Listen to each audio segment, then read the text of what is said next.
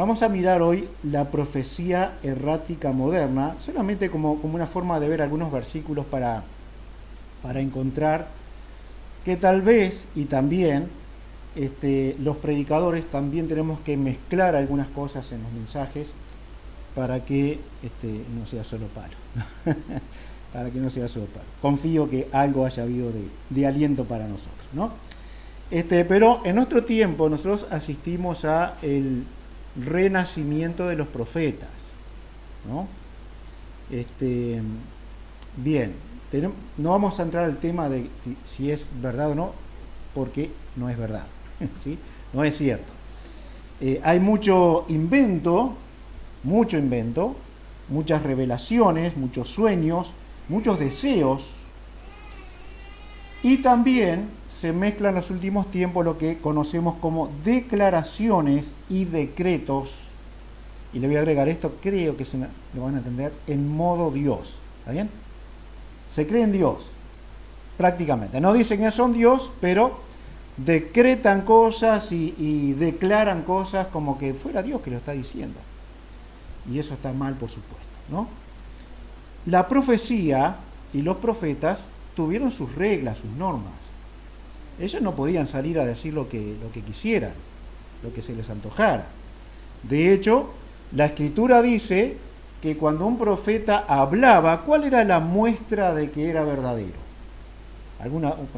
La más evidente, ¿cuál podría ser? Se cumplía.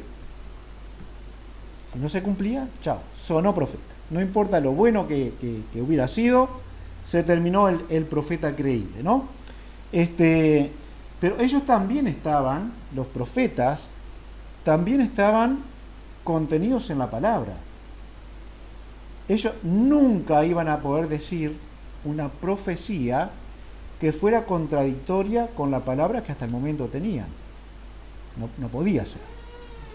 Así que, aun cuando fueran nuevas revelaciones, que justamente muchas de esas cosas eran nuevas revelaciones, no iba a contradecir el carácter de Dios, la santidad de Dios, los planes de Dios, los decretos de Dios, no iban a contradecirlos.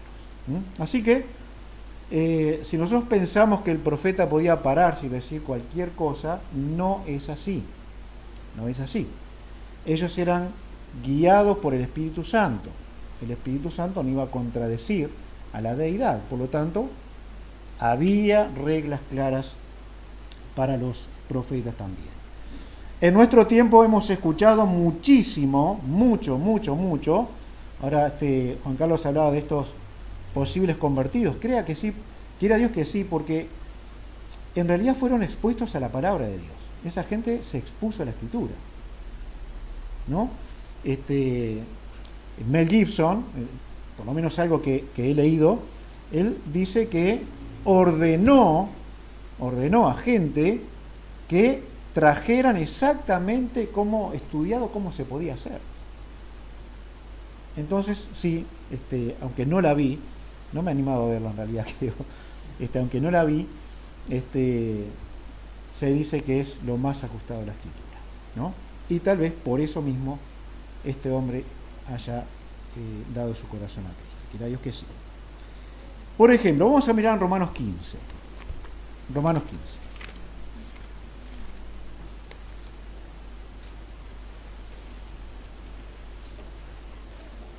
Bueno, creo que todos sabemos ya de que nuestro hermano Bill, estuvimos charlando un poquito con intermediarios y él decidió aceptar no venir porque mañana comienza el campamento que él va a predicar. Entonces, si llegamos a enfermarlo, qué fama vamos a tener, ¿no? Así que es conveniente entonces que no haya venido. Ya lo tendremos ciertamente. Versículo 4, 15, 4. Esto es un principio para el entender que la Escritura de cualquier índole tiene que tener estas cosas, ¿sí? Porque las cosas que se escribieron antes para nuestra enseñanza se escribieron, a fin de que por la paciencia y la consolación de las Escrituras tengamos esperanza. En este contexto, bueno, el apóstol está, por supuesto, exaltando lo más precioso que Dios nos ha dejado, que es la Escritura, y dice que la Escritura tiene que tener, de ella podemos tomar y sacar estas cosas que están escritas aquí. Vamos a mirar después otro pasaje. Hoy en día la profecía es algo muy errático. Solo se dicen cosas. Y ustedes saben, dice, Dios me mostró, ¿no? Dios me mostró. Dios me habló. Soñé que tal cosa iba a pasar. Y lo digo de verdad. Aunque le invoquen a lo que dicen, no es de Dios. ¿Sí? Porque hoy tenemos la Escritura para guiarnos. Hoy tenemos la Escritura. De allí tomamos la profecía que viene realmente de Dios. Vamos a orar y vamos a mirar algunas cositas en este y otros pasajes. Padre, ayúdanos a entender. Tu gracia nos libre de decir algo que no es de Dios, y tengas misericordia para que, en este púlpito siempre podamos dar esto que la Escritura nos va a enseñar hoy en nuestra calidad de predicadores, en mi caso, en el caso de otros hermanos. Podemos tener la gracia de Dios para también, además de aportar cosas que son duras para escuchar, también el aliento y la esperanza para el pueblo de Dios. Así que tú nos ayudes y seamos sabios en este sentido, para la gloria de tu nombre. En el nombre de Jesús. Amén. Hablando con un predicador, digo, ¿pero te escuchaste? Porque, al grabar las cosas, ¿no? Al grabar los mensajes. No me gusta escucharme. Me decía él. Y a mí me pasa lo mismo, ¿no? Así que cuando yo escucho otro predicador, siempre me gustaría ser como ese predicador. Usa tres palabras aquí, 4, que debería tener, que tiene la Escritura para nosotros, y que podríamos ir a buscar esas cosas en la Escritura, como también deberíamos buscarla en una predicación, que van a servir para nuestras vidas y nuestras almas. Dice entonces 4 cosas. Las cosas que se escribieron fue para nuestra enseñanza, ¿no? O para nuestra edificación, o doctrinalmente para crecer. La Escritura siempre va a dar enseñanza. Siempre. Si queremos aprender, deberemos ir a ella. También habla de la paciencia, o por la paciencia, que es de Dios, que a través de la Escritura la paciencia se va a ir ganando. Esta palabra paciencia significa permanecer bajo, y podría aplicarse a las pruebas, a la presión que el Hijo de Dios va llevando por ser fiel. El ejercicio de la Escritura va a traer contrariedades. Y la paciencia, la Escritura lo dice, Jesús lo dice, la paciencia va a tener que estar en nuestras vidas. Y va a tener que ser necesaria para nuestras vidas. Así que, cuando estamos bajo presión o bajo las pruebas, se va a notar si hemos aprendido de la Escritura a tener paciencia. ¿No? Paciencia. Esto ocurre con las cosas que nos pueden estar pasando. Esto ocurre con las personas que tratamos. Esto ocurre con el enemigo. Esto ocurre con los creyentes. Cuando en alguna medida somos probados, hemos sido puestos bajo presión. ¿Para qué? Para aprender paciencia. También dice este versículo, habla de la consolación de las Escrituras, ¿no? La consolación. Si un hijo de Dios quiere tener consuelo, si vivir en consuelo, va a tener que ir a la Escritura. La palabra que usa aquí es una palabra en griego parakesis, que viene de paracleto, que es también como se usa el nombre del Espíritu Santo, que es alguien llamado a estar cerca, al lado, ¿no? Entonces, la consolación, la Escritura la va a proponer, la va a entregar, la va a dar porque Dios se ha puesto al lado de nosotros. ¿Mm? Así que deberíamos los predicadores mezclar esto, por supuesto, también, porque si le damos mucho palo, no va a haber consuelo, ¿no? El Paracleto, el Espíritu Santo, usa la Escritura para dar consolación. También esta palabra se puede traducir exhortación, consolación o ruego. Va a depender un poco del contexto en que la encuentre para saber cuál se debe, cómo se debe traducir. En este caso es consolación y es llamar a alguien al lado. En este caso la Escritura provee el consuelo para los hijos de Dios. La Escritura provee también, según este versículo, esperanza. Que tengamos esperanza. El hombre puede vivir sin esperanza, pero morirá sin ella. La esperanza es lo último que se pierde, se dice, ¿no? Pero el Hijo de Dios no debería perderla. No puede perderla. ¿Por qué? Porque la esperanza la provee la Escritura para nosotros. La esperanza significa feliz anticipación del bien, ¿no? Y a veces ya cerquita nomás de nosotros parece todo muy oscuro, no hay bien, no hay algo posible en lo que yo pueda tener esperanza, no hay algo que me pueda agarrar para decir esto va a cambiar en alguna medida. Sin embargo, como todo nuestro entorno puede ser para nada dador de esperanza, la Escritura provee esperanza para el Hijo de Dios. Si yo miro a Uruguay, lo he dicho un montón de veces, no tengo esperanza respecto a este país. Me gustaría, tengo deseo, sí, de esperanza. Pero un país que se aparta de Dios no puede tener esperanza. No puede. Y este país se ha apartado más y más de Dios. Entonces, esto tiene que ver con lo invisible, con el futuro, y por supuesto que la Escritura refiere la esperanza a todas las cosas de la salvación. Esperanza de gloria, esperanza de vida eterna, esperanza de un cielo eterno, esperanza de ver a Cristo, esperanza, esperanza, esperanza. Aquello que hoy nosotros no podemos ver, pero es eterno, sostiene al Hijo de Dios. Otro pasaje, 1 Corintios, capítulo 14, 1 Corintios 14, los primeros versículos.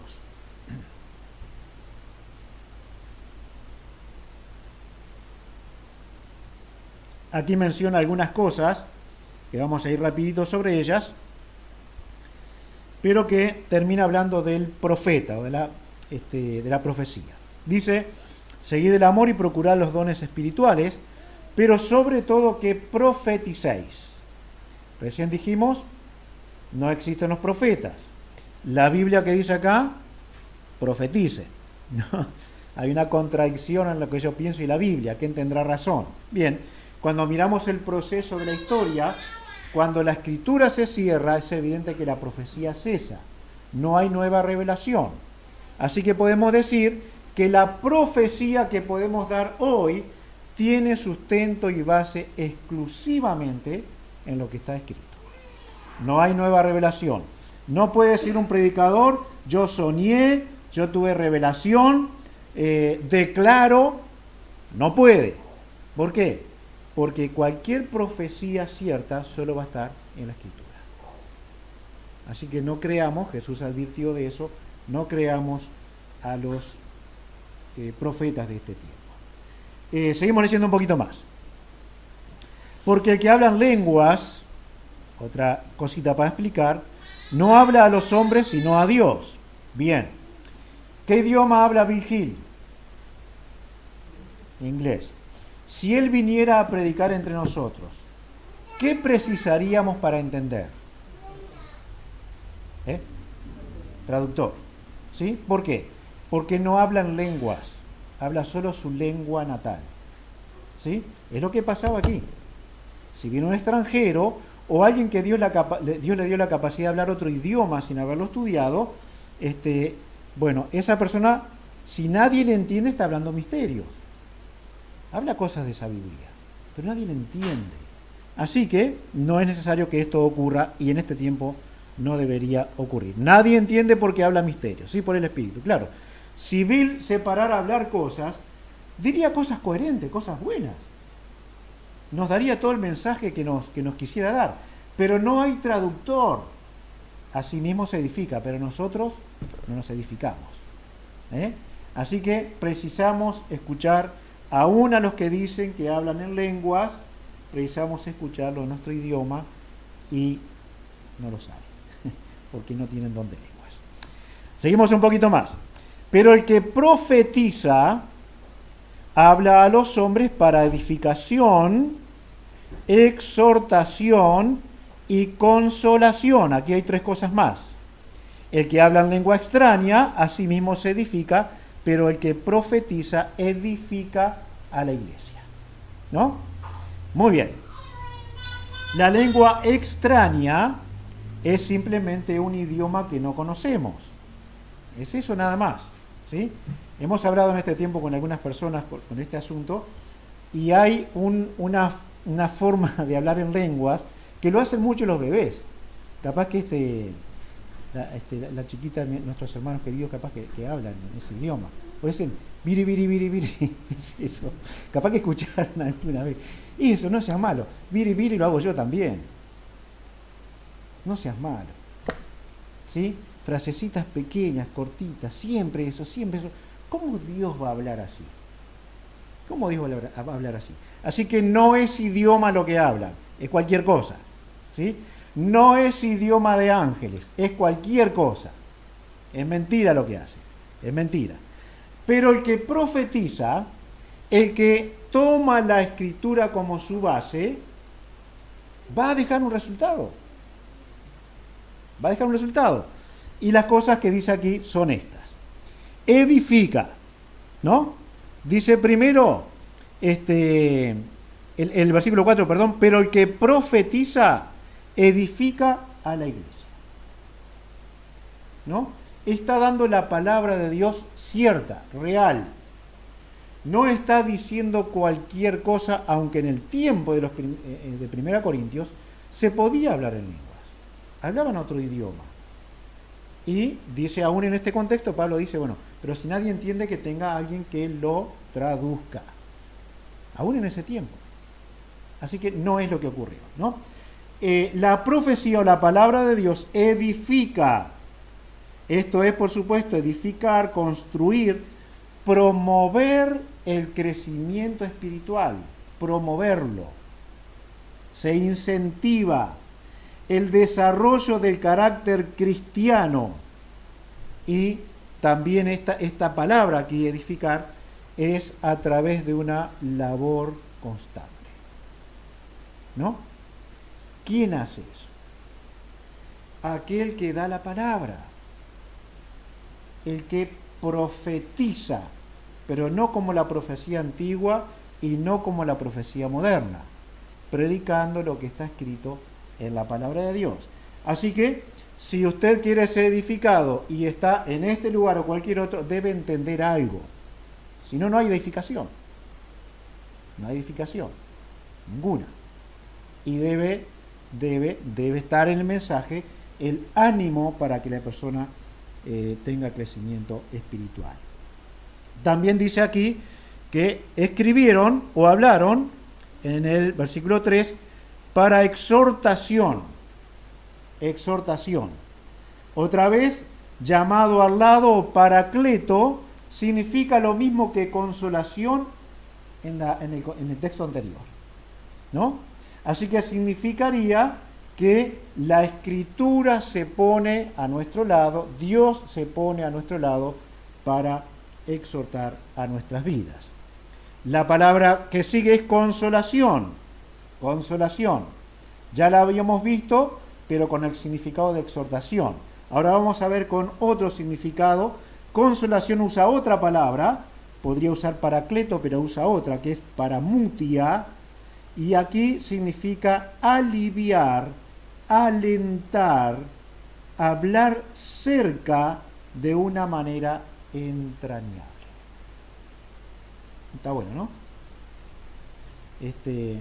Acercarse y hablar de una manera muy con demostración de afecto real.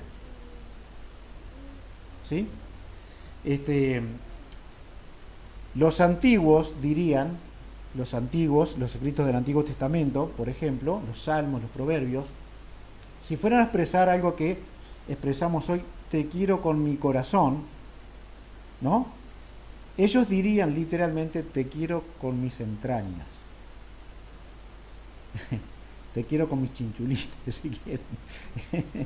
Bueno, porque todos sabemos que las emociones se sienten en esta parte, ¿no? Tucutubo acá muy fuerte, sí, pero las entrañas también tienen su forma de demostrar las emociones, digamos, ¿no? Así que acercarse a alguien de una manera entrañable, nadie lo va a hacer tan perfecto o en perfección como la Escritura lo hace para el pueblo de Dios. Así que exponerse a la palabra va a traer un consuelo que a veces no se va a encontrar en otro lugar y tampoco en otra persona. ¿Habrá encontrado estas personas de la película, habrán encontrado en esa secuencia realmente el consuelo de Dios, la edificación, la exhortación? ¿Habrán conocido a Cristo al final? Sería una gran cosa, ¿no? Porque solo en la Escritura y en la fidelidad de la Escritura se van a encontrar estas cosas que un profeta puede decir, que un predicador puede y debería decir. Veremos algo más acerca de los profetas. Primera de Pedro, capítulo 1. Primera de Pedro 1, versículos 3 en adelante.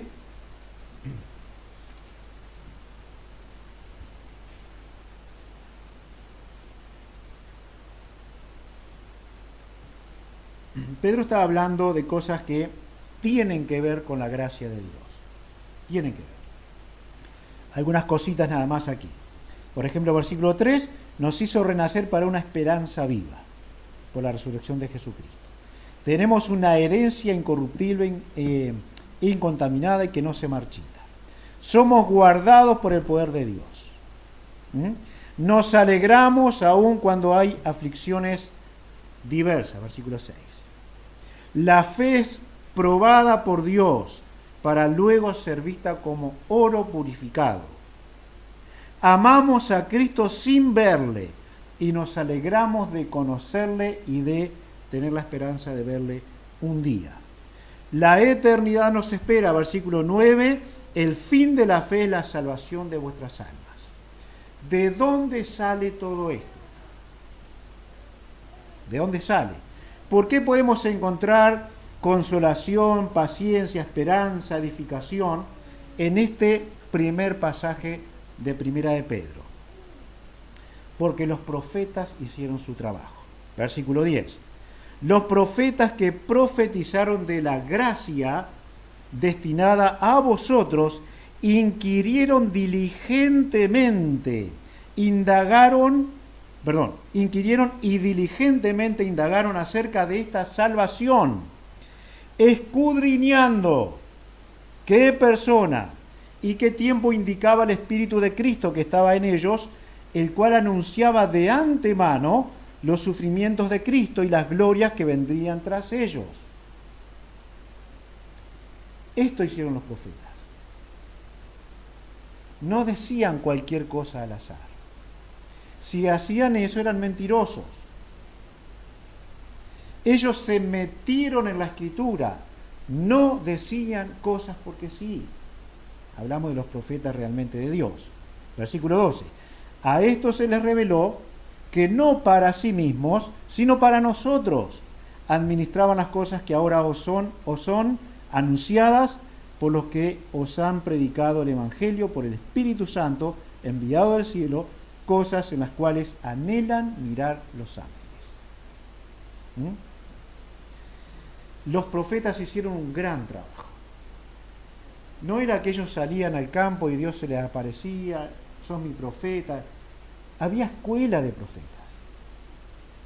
Estudiaban la Escritura, inquirían, se metían, nadaban, hacían la plancha, profundizaban en la Escritura. ¿Por qué? Porque no querían errar acerca de lo que iban a decir. Y cuando ellos escriben, cuando sus profecías quedan asentadas, especialmente por supuesto libros del Antiguo Testamento, es esto lo que hicieron. Y por esa razón el Evangelio de Cristo es predicado sanamente. Y por esa razón vemos la gracia de Dios. Y es por eso que vemos que hay herencia en los cielos. Que esa esperanza no se termina nunca. No se muere ni la matan. Por eso es que tenemos la esperanza de ver a Cristo. Porque los profetas hicieron su trabajo con la Escritura. Y cuando Dios le daba nuevas revelaciones, ellos se aseguraban de que eso no iba contra lo que de Dios habían aprendido. Ellos hablaron del nacimiento de Cristo. Ellos hablaron de la venida y los sufrimientos y las glorias que vendrían tras esos sufrimientos. Entonces tenemos que preguntarnos, ¿quiénes son los profetas de este tiempo que no respetan la profecía como debe ser dada? ¿Sí? La profecía debe seguir edificando, exhortando, consolando, dando esperanza y paciencia al que la escucha. Debería ser así. Y como no podemos inventar profecías, tomamos de la Escritura para entregarla a nuestros oyentes. Eso es lo que debería ser. Segunda de Pedro, capítulo 3.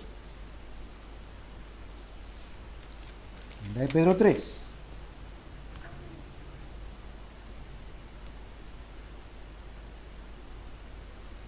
Dice, versículos 1 y 2, amados, esta es la segunda carta que os escribo, y en ambas despierto con exhortación vuestro limpio entendimiento, para que tengáis memoria de las palabras que antes han sido dichas por los santos profetas y del mandamiento del Señor y Salvador dado por vuestros apóstoles. Bueno, ahora Pedro otra vez hace referencia al pasado. Los profetas que hablaron, tengan memoria. Recuerden que ellos no tenían la escritura completa, ¿no? Así que nosotros acudimos a los profetas porque ellos siguen enseñando y a las cartas apostólicas porque ellos siguen enseñando. Pero no podríamos levantarnos como profetas al modo antiguo porque no hay nuevas revelaciones de parte de Dios. Así que un mayor cuidado todavía, ¿no? Lo describe aquí en los versículos 3 al 7 y les llama prácticamente ignorantes voluntarios. Ellos quieren ignorar, los profetas de nuestro tiempo, ¿no? Ellos quieren ignorar. Ellos están haciendo caso omiso a lo que la Escritura dice y lo que los profetas ya dijeron en el pasado. Versículos 8 y 9, miren aquí. Mas, oh amados, no ignoréis esto, que para con el Señor un día es como 1000 años y 1000 años como un día. El Señor no retarda su promesa, según algunos la tienen por tardanza, sino que es paciente para con nosotros, no queriendo que ninguno perezca. Todos procedan al arrepentimiento. ¿Qué da Dios? ¿Cómo actúa Dios? Con su palabra, pacientemente, porque Él quiere la salvación del pecador. El versículo 10, pero el día del Señor vendrá como ladrón en la noche, en el cual los cielos pasarán con gran estruendo, y los elementos ardiendo serán deshechos, y la tierra y las obras que en ella hay serán quemadas. ¿Qué está diciendo aquí Pedro? Hay esperanza. El panorama es oscuro, pero el Señor vendrá.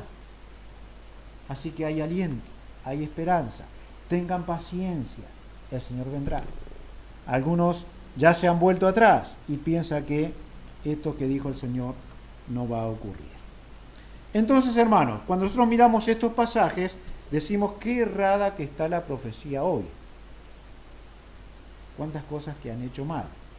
Para nosotros los predicadores, el examen, si cada vez que predicamos y exponemos la palabra de Dios, presentamos algunos de estos elementos que deben estar dados también, no solo Pablo.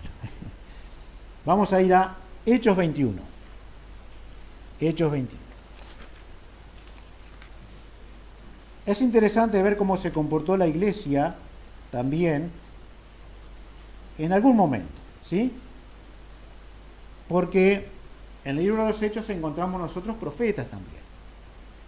Y estos profetas tenían autoridad de parte de Dios.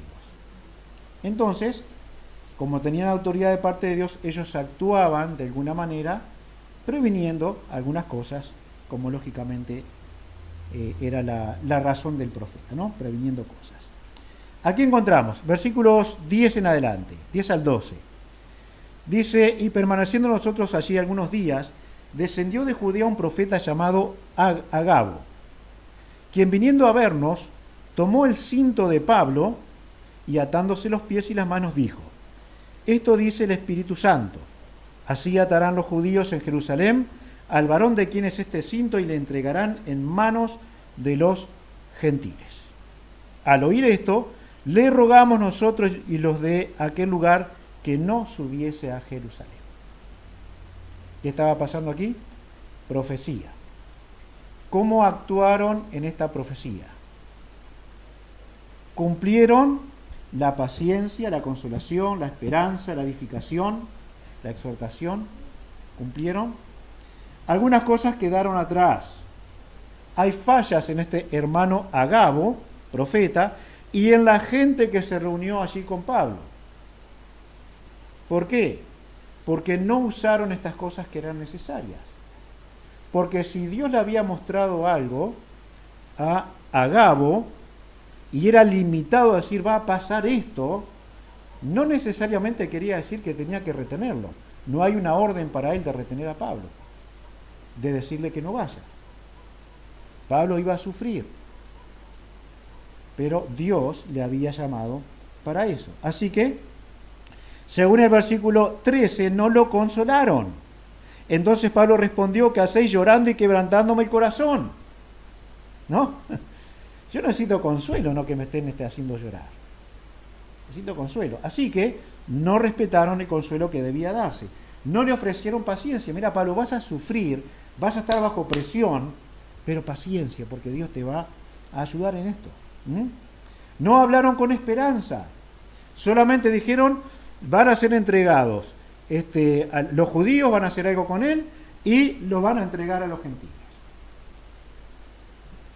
Bueno, paciencia no había, esperanza no había, no lo edificaban y no lo exhortaban. Porque según el versículo 14 dice, y como no le pudimos persuadir, desistimos diciendo, hágase la voluntad del Señor. No usaron exhortación, lo empujaban a abandonar la voluntad de Dios. Bueno, Pablo, si Dios te mostró que este sufrimiento va a ser tu camino, te alentamos a que sigas.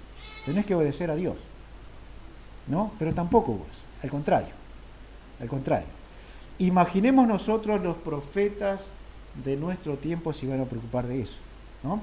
Hoy si conoces a Cristo, vas a dejar de sufrir. Dios me mostró que va a haber prosperidad en esta tierra. Dios, cada mentira más grande.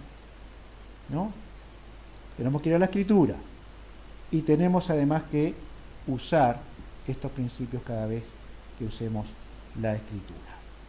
Miren cómo en los versículos 3 y 4, aquí mismo, miren cómo ocurre esto. Al avistar Chipre, dejando la mano izquierda, navegamos a Siria y arribamos a Tiro, porque el barco había de descargar allí. Y hallados los discípulos, nos quedamos allí 7 días, y ellos decían a Pablo por el Espíritu que no subiese a Jerusalén.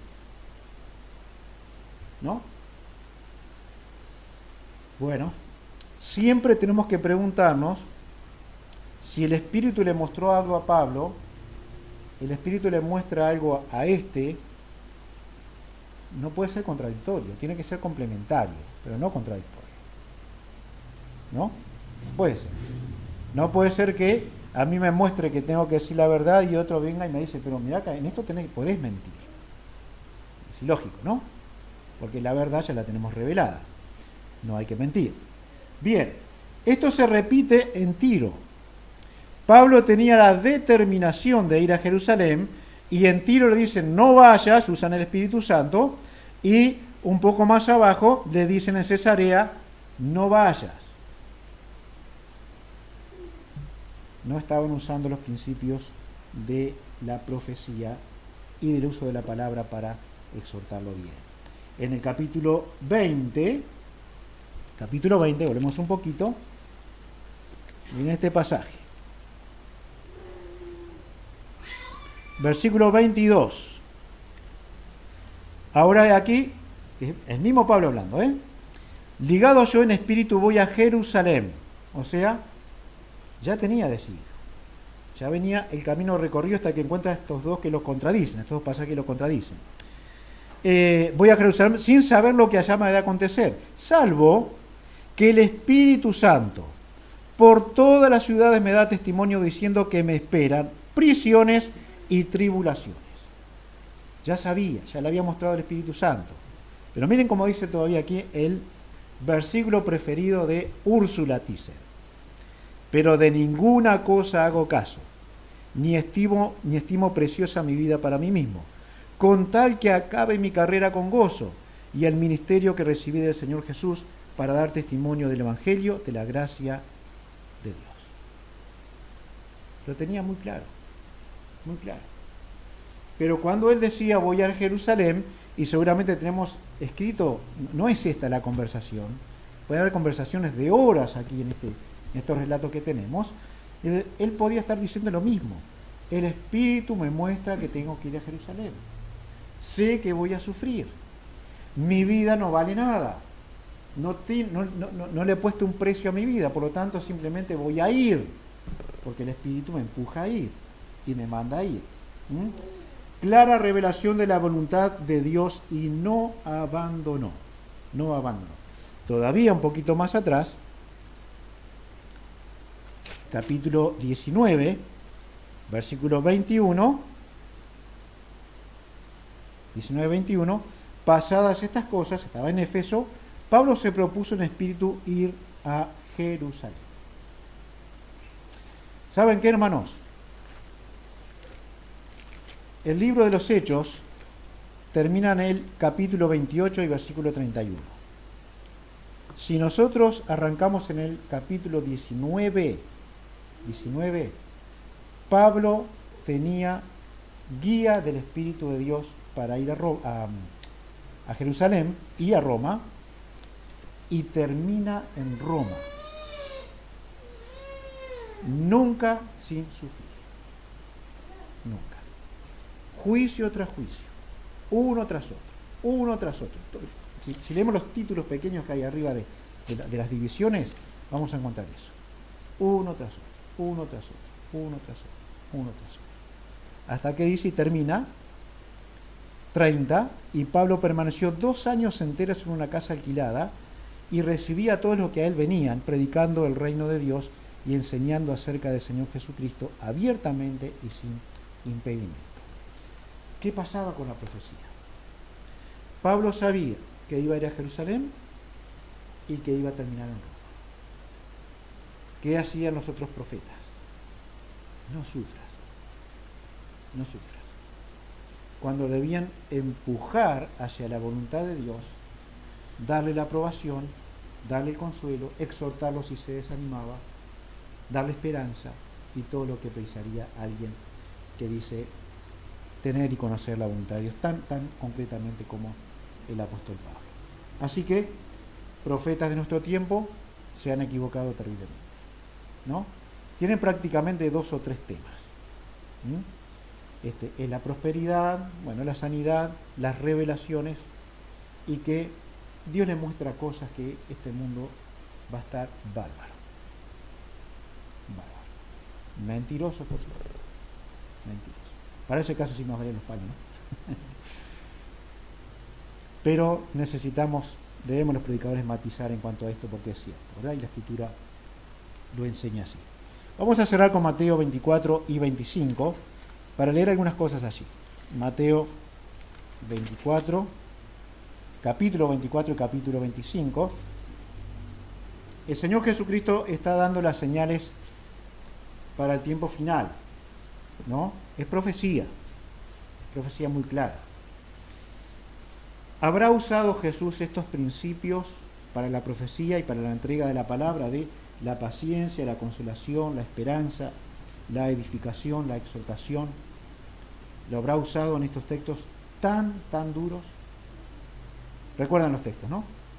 Son las señales para el tiempo de tribulación y gran tribulación. Guerras y rumores de guerra, engaños, profetas falsos. Pero dice el versículo 13, 24, 13. Mas el que perseverare hasta el fin, éste será salvo. En medio de un panorama muy oscuro, Él da esperanza. 14. Y será predicado este evangelio del reino en todo el mundo. ¿Qué es esto? Edificación. La exposición de la palabra de Dios edifica a aquellos que creen. Les está hablando personas que tienen que tener en cuenta que ese tiempo es posible para ellos, aunque ahora sabemos que no era para ellos. Es más adelante aún para nosotros. 20. Orad pues que vuestra huida no sea en invierno ni en día de reposo. ¿Qué es esto? Exhortación en medio de la profecía. Les exhorta. Orad. Y la huida en invierno es porque hay que salir corriendo en invierno, ¿no? Escapando de la posible muerte. Es difícil. En día de reposo, ¿por qué? Porque en día de reposo se respetaba a rajatabla. Y llegará un futuro donde también se hará. Escapar en ese día es difícil también. Y va a ser difícil. Seguimos un poquito adelante, versículo 22. Y si aquellos días no fuesen acortados, nadie sería salvo, mas por causa de sus escogidos aquellos días serán acortados. Paciencia. Los días serán cortos de la tribulación, serán rápidos, van a pasar. Bueno, también nosotros, cuando el cristiano sufre, los días son cortos. Los días son cortos. Cortos en el sufrimiento, porque el tiempo pasa muy rápido. Versículo 25. Ya os lo he dicho antes. ¿Qué es esto? Consuelo. ¿Sí? Miren que se los estoy diciendo. Cuando ustedes vean que va a pasar, ya lo saben. Eso es lo que va a ocurrir. Así que eso, yo ya sabía que esto iba a pasar porque está revelado en la Escritura, ¿no? Vamos un poquito más adelante. Versículo 30. Y entonces aparecerá la señal del Hijo del Hombre en el cielo. Y entonces lamentarán todas las tribus de la tierra y verán al Hijo del Hombre viniendo sobre las nubes del cielo con poder y gran gloria. Todo ojo le verá, juicio futuro. La iglesia ya no estará.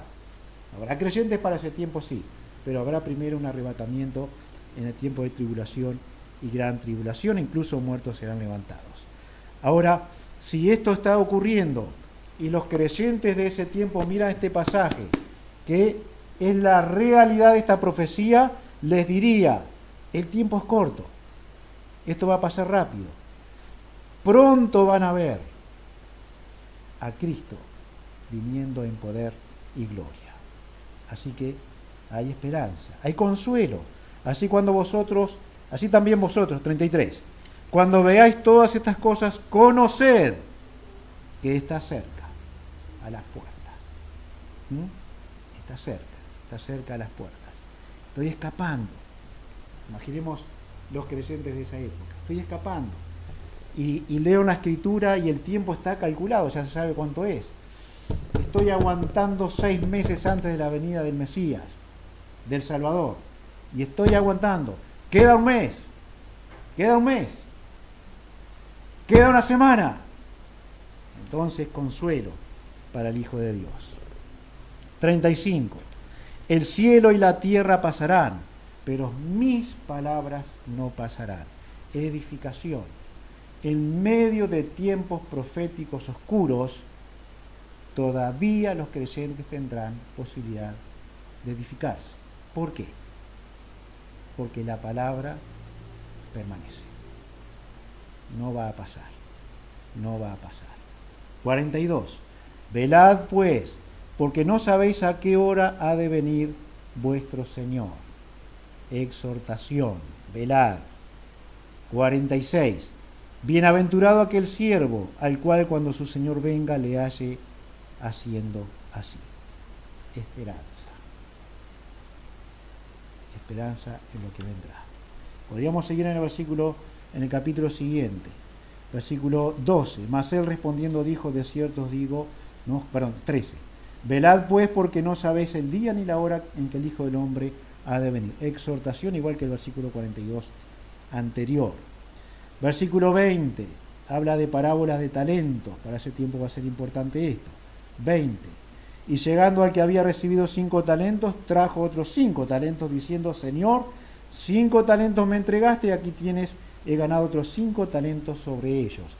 En medio de un tiempo muy oscuro, sombrío, frío, habrá cristianos negociando, sirviendo a su Dios, teniendo paciencia en su trabajo espiritual. Así que el Señor le habla de eso también.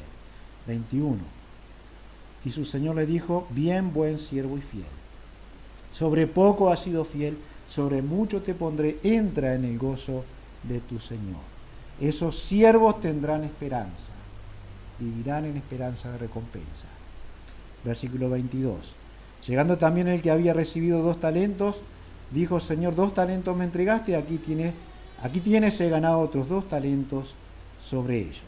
Buen siervo y fiel. Consuelo, esperanza, mientras la profecía se va cumpliendo. Bueno, perdón si he dado mucho palo.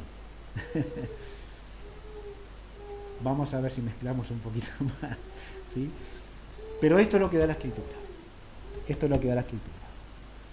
Si nosotros dijéramos, hay alguien hoy que tiene las cualidades de un profeta, siempre va a ser porque va a tomar de la Escritura lo que la profecía hace y termina haciendo estas cosas. Va a terminar haciendo esto, ¿sí? Bien mezcladito. ¿Para qué? Para que el horror del que se pueda agarrar a alguien que escucha una dura profecía, sepa que hay luz real, que hay esperanza. Otra vez, que hay paciencia, hay pruebas bajo la cual se puede soportar. Hay consuelo, aun cuando el tiempo es oscuro. Hay esperanza, hay una feliz anticipación del bien, hay edificación. Nunca la iglesia terminará de edificarse. No importa el tiempo que sea, siempre va a ser bueno hacerlo. Habrá exhortación siempre, siempre consuelo, siempre alivio, siempre aliento, siempre hablar de una manera cerca, de una manera entrañable.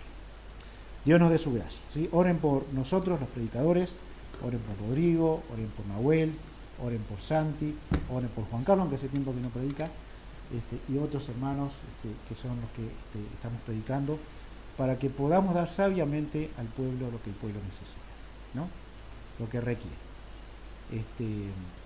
Si son palabras duras, serán, pero siempre tiene que haber algo que nos anime a seguir adelante. A pesar de lo que nos muestre la Escritura que somos, siempre hay esperanza. Dios nos bendiga, Dios nos dé su gracia entonces.